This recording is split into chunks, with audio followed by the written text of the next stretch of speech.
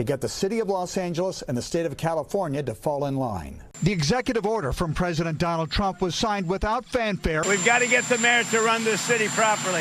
This city has to be run. You know, I have the right to take it over. Behind New York's skyline, a hidden city is growing, made of RVs, vans, and cars filled with people who work here, live here, and survive here. They're invisible to the system, but tonight, we expose the crisis New York refuses to acknowledge. Let's get rolling. Behind New York's skyline, a second invisible city is expanding, one made of RVs, vans, and aging sedans parked under bridges, industrial zones, and waterfront lots. This hidden network of vehicle dwellers grows every month and is far larger than most realize because New York doesn't track, count, or officially recognize vehicle homelessness in its statistics. Between midnight and 5 a.m., areas like Long Island City, Red Hook, Hunts Point, Astoria, the South Bronx, and industrial Staten Island turn into informal vehicle encampments. These aren't abandoned vehicles, they're people's homes. Many residents work full-time, home health aides, cooks, security guards, delivery drivers, cleaners, customer service staff, and retirees on fixed incomes. They move constantly to avoid sweeps, tickets, and towing. This invisible city grows for one reason. Traditional rents have become mathematically impossible. If rent requires $140,000 per year and median income is $76,000, people are forced into alternatives. The rise of vehicle dwelling in New York isn't a cultural trend. It's a direct economic response to housing failure. Unlike California, which conducts annual vehicle homelessness counts, New York doesn't collect this data at all, meaning thousands remain invisible on paper despite being fully present on the street. Van life and vehicle homelessness get lumped together online, but they're completely different realities. Van life is typically a lifestyle choice. Young people with savings, remote jobs, solar panels, new vans, and enough financial safety to travel, create content, and return home if needed. They live in sprinters worth $50,000 to $140,000, designed for comfort. Vehicle homelessness is the opposite. It's survival. It affects people aged 40 to 75 far more than those in their 20s. It's driven by rent increases, stagnant wages, medical bills, job loss, or eviction. These individuals live in older vehicles, 15 to 25-year-old vans, sedans with broken AC, or RVs bought used for under $10,000. They don't travel for fun. They move every 48 to 72 hours because law forces them. Van life has gym memberships for showers. Vehicle homelessness relies on gyms for hygiene because there's no bathroom at home. Van life has savings and backup plans. Vehicle homelessness has no safety net at all. This distinction matters because policymakers and the public often confuse the two. When New Yorkers see vans parked overnight, they assume it's van life and call 311, not realizing they're reporting someone's only shelter. Understanding this difference is essential for public compassion and designing policies addressing real poverty. New York City has no official count of people living in vehicles, making this crisis effectively invisible to government. The Department of Homeless Services tracks shelter populations, street homelessness, and subway homelessness, but not vehicle homelessness. That means thousands don't exist in statistics used to shape policy and funding. Compare this to California. Los Angeles conducts annual vehicle counts and found over 13,700 people living in cars, vans, and RVs in 2022 alone. San Diego has over 4,000. Santa Barbara, much smaller, still tracks hundreds. New York, with 8.5 million people and extreme housing costs, refuses to acknowledge the problem numerically, blocking funding because federal dollars often require specific classifications. Without counting vehicle dwellers, the city cannot allocate safe parking programs, apply for HUD funding, estimate scale of need, identify at-risk areas, or track enforcement impact. Because there's no category for vehicle homelessness, these individuals are labeled unsheltered, lumped with people living on the street, but their unique needs differ dramatically. This lack of recognition also discourages nonprofits from forming programs because they can't secure grant money without official acknowledgement. The result is a population living in limbo, unseen and unsupported. When a crisis isn't counted, it's easier to pretend it doesn't exist. Every night, dozens of New York City streets transform into hidden neighborhoods of vehicle dwellers. These are often industrial corridors, warehouse districts, construction zones, and waterfront areas where street activity drops after dark. There are no bathrooms, no electricity, no running water, and no safety infrastructure. infrastructure. Fogged up windows, taped blankets for privacy,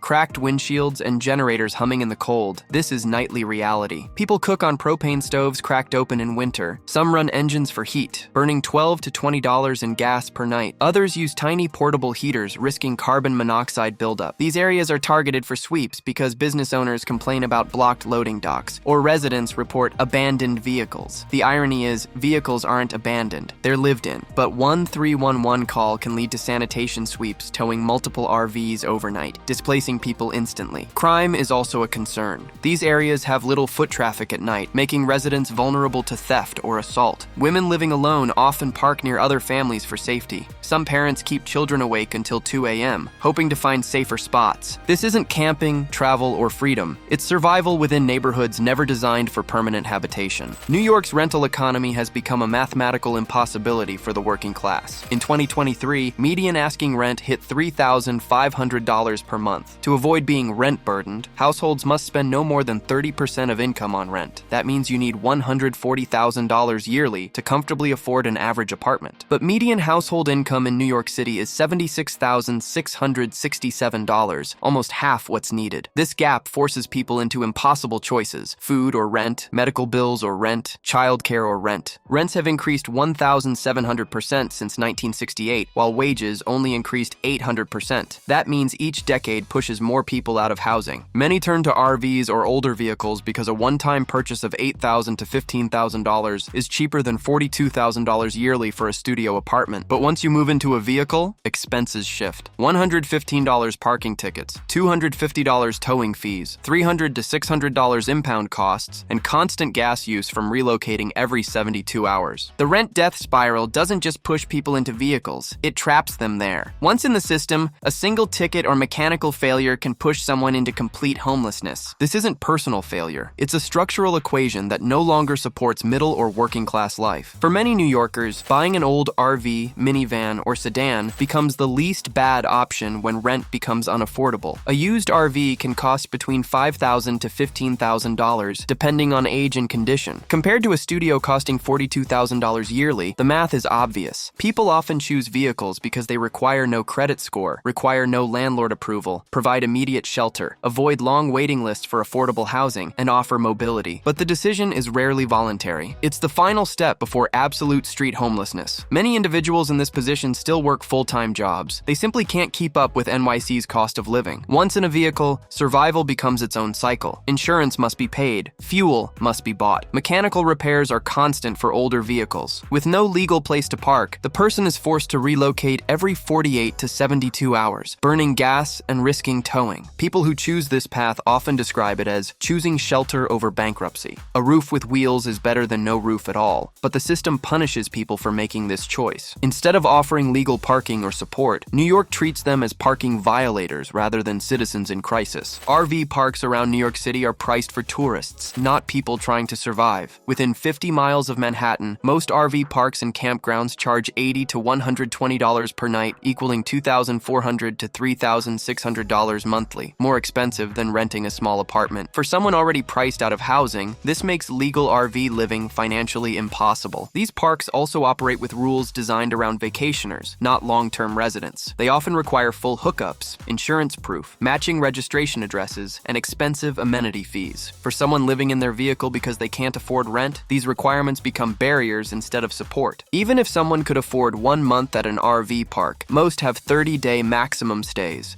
forcing residents to leave for 1 to 2 weeks before reapplying. For homeless vehicle dwellers needing stability for work or children's schooling, that revolving door rule destroys any chance of consistency. As a result, people who want to pay for a safe place legally cannot, because these parks treat homeless RV dwellers as liabilities rather than customers. The system assumes an RV is for recreation, not survival, even though thousands use them as primary homes. Until RV parks lower prices, remove exclusionary rules, and accept long-term residents, they remain completely inaccessible to people who need them most. The 10-year rule is one of the most damaging policies for people living in older RVs. Most RV parks near NYC automatically reject any vehicle older than 10 years, regardless of condition. This means even a well-maintained, safe, and clean 2009 RV is banned simply for being older. This rule isn't based on mechanical safety, sanitation, or fire risk. It's based purely on appearance. RV parks use it to keep out ugly or older rigs, so parks maintain a luxury look for tourists. But this cosmetic rule destroys survival chances of people who rely on older vehicles as their only homes. A typical homeless or low-income person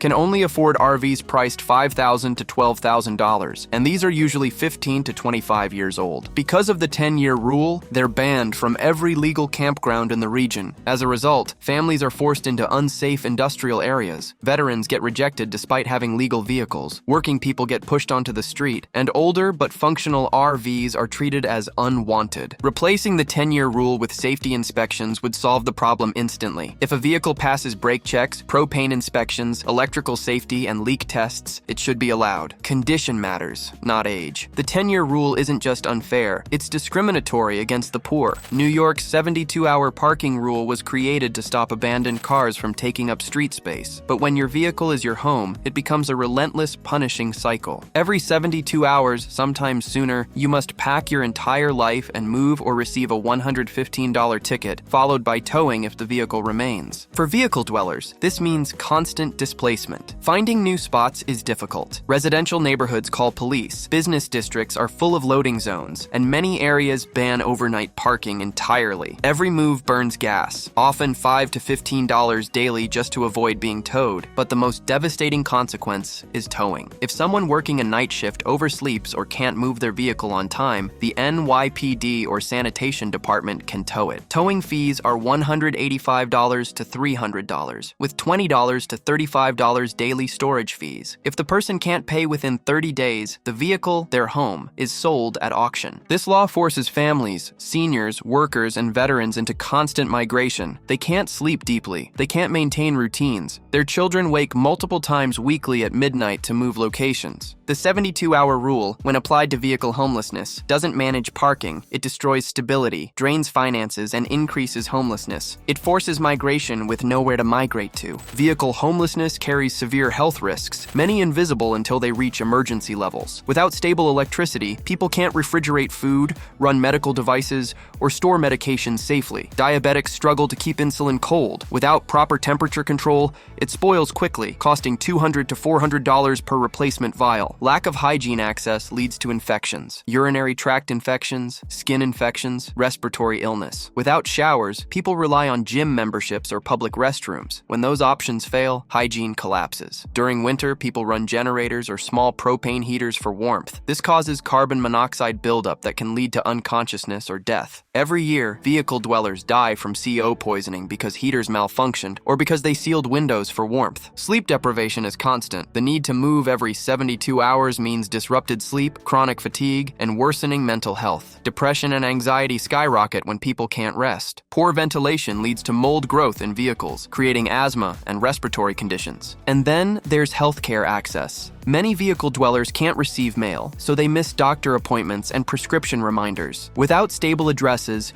renewing Medicaid or obtaining ID becomes nearly impossible, trapping them in cycles of declining health. Vehicle homelessness isn't just a housing crisis, it's a growing public health emergency. For people living in vehicles, towing is catastrophic. Unlike a ticket, which is a financial setback, towing removes the person's entire home. Everything they own, IDs, medications, clothing, work uniforms, tools, food, personal mementos, is inside the vehicle when it disappears. Towing fees range from $185 to $300, plus $20 to $35 daily storage. Someone earning minimum wage can't pay $400 to $800 within days. After 30 days, the city is legally allowed to auction the vehicle. When that happens, the person loses their shelter, their belongings, their job, no way to commute, their tools for work, and their documents, ID, social security, birth certificates. Replacing these documents assistance is nearly impossible without stable addresses. Many people fall into deeper homelessness after a single tow because they can't recover from the financial blow. Towing also disproportionately impacts workers with rigid schedules. If someone is at work or working a night shift when a 72-hour clock expires, they can't move their vehicle in time. By the time they return, it's gone. Towing doesn't solve homelessness, it amplifies it. It takes someone barely surviving and pushes them into total collapse. Cities like Seattle have banned towing inhabited vehicles for this reason. New York has not. Enforcement in New York doesn't eliminate vehicle homelessness. It simply shifts it from one borough to another in a never-ending cycle. When Manhattan cracks down, people move to Queens. When Queens holds sweeps, they move to the Bronx. When the Bronx increases enforcement, people shift to Staten Island or cross into New Jersey. This displacement cycle leads to extreme instability. People lose access to jobs, schools, medical providers, and support networks. A vehicle dwelling in Red Hook might be 1 mile from work, but after enforcement, that person could be forced 10 miles away, costing extra fuel and commute time. The city spends thousands on police overtime, sanitation operations,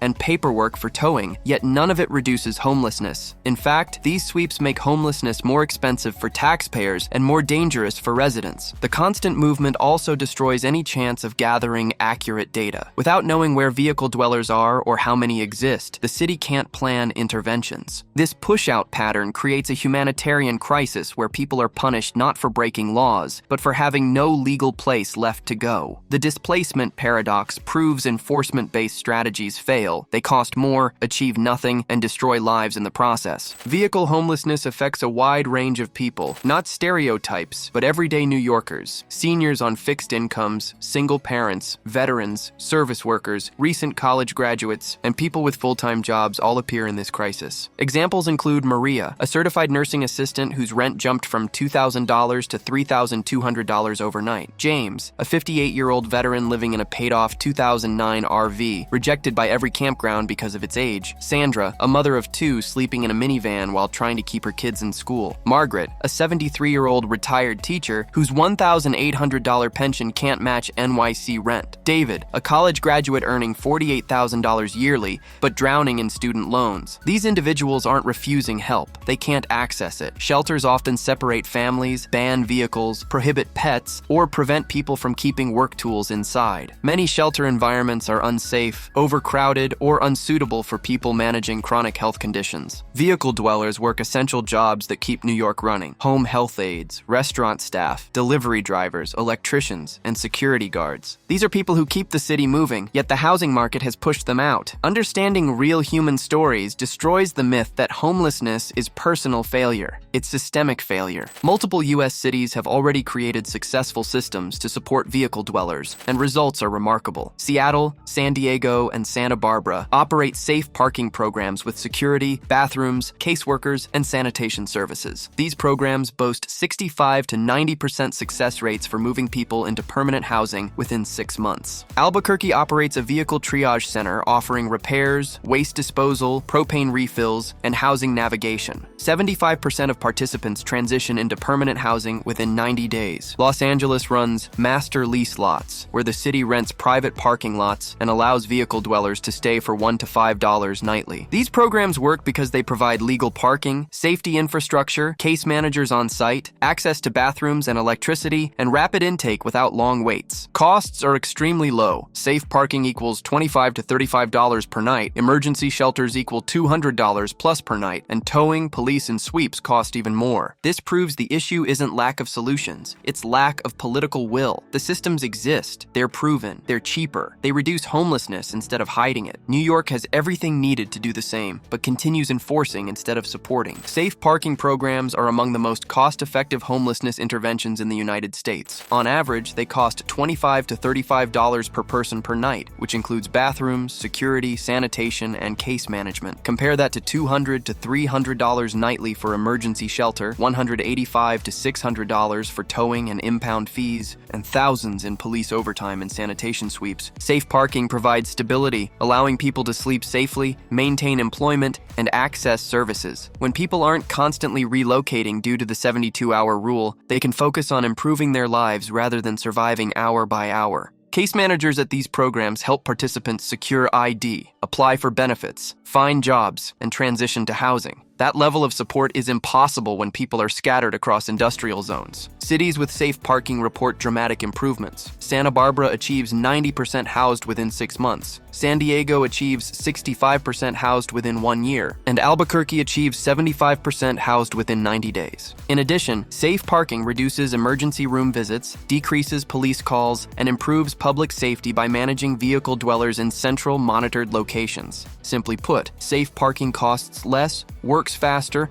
and produces better outcomes for both residents and taxpayers. Enforcement is expensive, support saves money. New York already has resources, land, and funding to create safe parking programs. It simply lacks political will to act. A functional model could be implemented in 90 days, using existing city-owned lots that sit empty overnight. The plan requires 4 steps. First, convert 5 to 20 underused municipal lots. Add portable bathrooms, lighting, security guards, and sanitation services. These lots already exist. They simply need minor upgrades. Second, remove the 10-year RV rule. Replace it with basic safety inspections to determine whether vehicles are habitable and safe. Age shouldn't determine legality. Third, partner with nonprofits for case management. Groups specializing in housing navigation can operate on-site, helping residents secure IDs, apply for benefits, or transition into permanent housing. Fourth, integrate the program into city housing systems. Track participants, offer rapid intake, and provide stability so they can work toward long-term housing.